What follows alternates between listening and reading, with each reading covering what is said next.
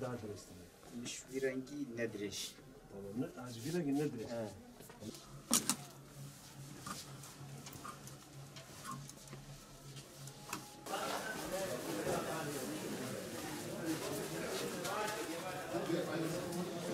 Maalesef bugünkü şartlarda halkın esnafa karşı büyük güvensizliği söz konusu. Yani ticari kurallara uyulmadığı için, İslami ahlaka uyulmadığı için, İslami ticaret hukukuna uymadığımız için maalesef bir güvensizlik ortamı mevcut.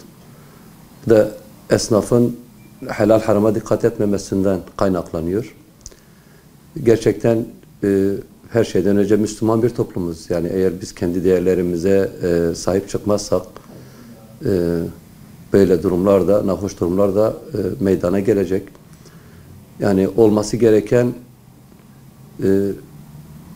tüccarlarımızın bir ahlaka sahip olmaları, helal harama dikkat etmeleri, dürüst davranmaları, dürüst davranıyormuş gibi değil, gerçekten dürüst davranmaları, halkı kandırmamaları, ben iyiyim derken başkalarını kötülememeleri,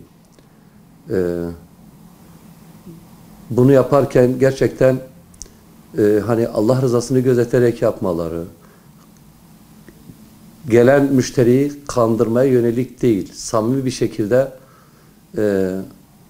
ticaretini, yani Peygamber Efendimizin bize öğrettiği şekilde, yani onun sünnetine uygun şekilde hareket etmeleri gerekmektedir. Bir Müslüman tüccar asla yalan söylememeli, asla ihanet etmemeli, düşük tartmamalı, kötü malı üstünü iyi malla örtmemeli. Halka yönelik, yani halka ve hakka yönelik olması gereken dürüst, şeffaf davranmalı. Az ve öz malını satarken fazla övmemeli, alırken malı kötülememeli. Bu ticaret hukukunda olmazsa olmaz olan prensiplerdir.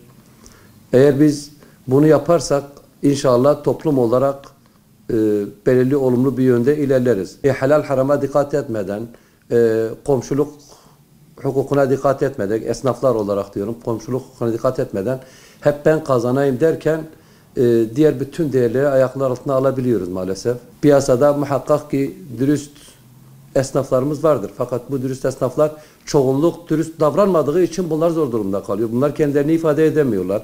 Hakkı söyleyince, ticaretle ilgili hukuku söyleyince siz yalnız mı dürüstsünüz gibi tepkilerle karşılaşıyor. Olması gereken dürüst, ilkeli hareket etmemiz lazım. Eğer böyle davranırsak hep beraber inşallah sahili selamete çıkarız diye düşünüyorum.